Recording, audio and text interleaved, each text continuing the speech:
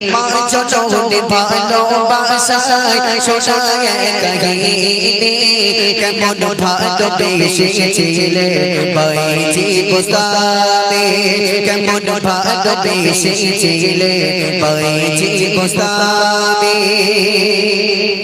মাকে ভালোবেসেছিলে বাইজি বুঝতামে সদা মায়ের দোয়াতে কদম দিতে জমে মাকে ভালোবেসেছিলে বাইজি বুঝতামে সদা মায়ের দোয়াতে কদম দিতে জমে আল্লাহ নবী বাইজি ছিল ভক্ত মা জননী মায়ের প্রতি অবহেলা কখনো করেনি মা যদি বিমারি হলে মা যদি বিমারি হলে পাশে সদা থেকেছে মা যদি বিমারি হলে পাশে সদা থেকেছে বিমারি রাতে মায়ের পাশে দাঁড়িয়ে সব শুনেছে মা যদি ভালোবাসা শোনায় কাহিনী কেমন ভালোবেসেছিলে বাইজি বুঝতামে। একদিন বাইজিদের আম্মা অসুস্থ। বাইজিদকে ডাকলেন, আমার প্রাণের প্রিয় ছেলে বাইজিদ, আমি আম্মা জান অসুস্থ, আমি তো উঠতে পারি না, আমি একটু পানি খাবো, আমার জন্য এক গ্লাস পানি নিয়ে আসো। বাইজিদ বুঝতামে কি করলেন, এক গ্লাস পানি নিয়ে এসে দেখলেন আম্মা জান ঘুমিয়ে পড়েছে। আমরা হলে কি করতাম, পানির গ্লাস রাখতাম আর ওইভাবে চলে যেতাম অন্য ঘরে, কেননা আমার আম্মারা এখন আবার ডিজিটাল হয়েছে, ছেলেপিলেদের ইসলামিক না শিক্ষা দিয়ে ইংলিশ মিডিয়ামে পড়ায়। হয়তো কোনোদিন বলবে মা গুড বাই, তাই না, আই এম সরি, তাই না, ঘরে একটা বউ এসে গেলে তখন I am sorry good bye, তোমার দিকে আমি আর তাকাতে পারি না, তাই না। বাইজিদ বোস্তামি তিনি মস্ত বড় আল্লাহর ওলি কেমন ভাবে হয়েছিলেন, মায়ের কতটা দুয়াস পাওয়ার, মায়ের কতটা সম্মান, আপনার একটু ভালো করে শুনবেন। বাইজিদ বোস্তামি পানির গ্লাসটা হাতে নিয়ে সারা রাত দাঁড়িয়ে রইলেন। সকালবেলা কি হচ্ছে প্রিয় কবি ছন্দের মাধ্যমে লিখছে, দেখুন। মা যদি বলে বাইজি কাপড়ে তো পানি এনে দেখে বাইজি ঘুমায় মা জননী মা যদি বলে বাইজি কাপড়ে তো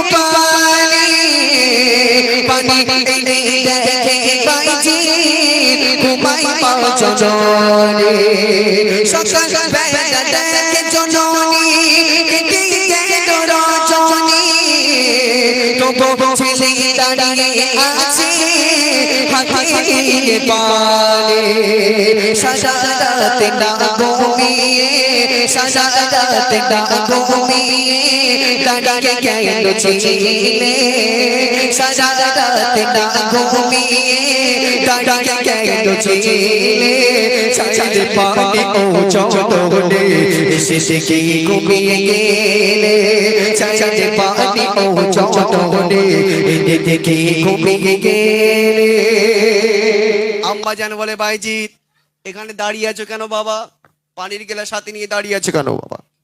তখন বাইজিদ বোস্তামি বলছি, আম্মা জান আপনি কালকে আমার রাত্রে একটু আমার কাছে পানি চেয়েছিলেন, পানি, আমি এসে দেখি আপনি ঘুমিয়ে পড়েছেন, আমি যদি পানির গ্লাস রেখে যদি চলে যেতাম তাহলে আমার অসুস্থ মা ঘুম ভাঙলে পানি কোথায় পেত, আমার কাছে তো পানি খেতে চেয়েছে, আমি ওই জন্য আপনি অসুস্থতা বলেছেন, আমার মা যদি রাত্রে ঘুম থেকে উঠে যদি পিপাসা পায় ওই জন্য পানির গ্লাসটা আমি হাতে নিয়ে দাঁড়িয়ে রয়েছি, আমার মায়ের কখন ঘুম ভাঙবে আমি তখন আমার মাকে পানি পান করাবো, জোরে বলো সুবহানাল্লাহ।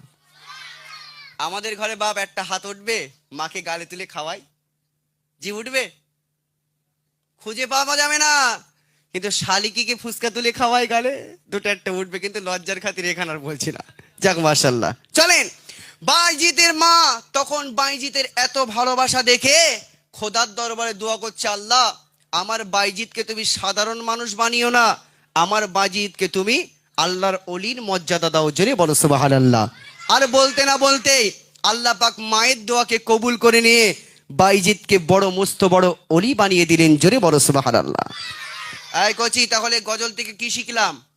আমি বলেছি প্রত্যেকটা গজল ইনশাল্লাহ কোরআন হাদিস থেকে আপনাদের বুঝিয়ে দিয়ে যাব। তবে আমাদের গজলগুলো শুনতে গেলে এখানে ভালো করে বসতে হবে। প্রত্যেকটা গজল কোরআন হাদিস থেকে ইনশাল্লাহ আপনাদের দিয়ে যাব।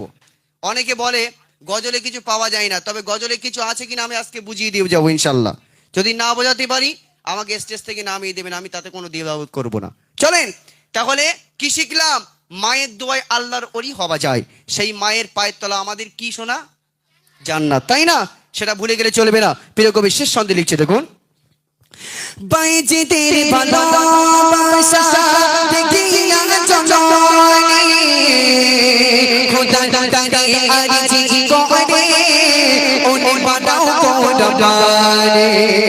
বাইজিদের ভালোবাসা দেখিয়া জননী খোদা তারে আরজি করে ওনে বানাও কোরবানি।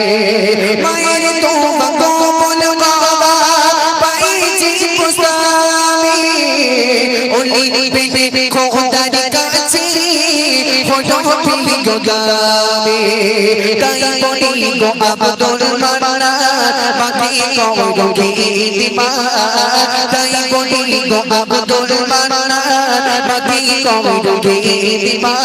মায়ের তোমা ওনে পাওয়া যায়, পাওয়া যায় যে জান্নাত। মা জননীর ভালোবাসা শোনায় কাহিনী।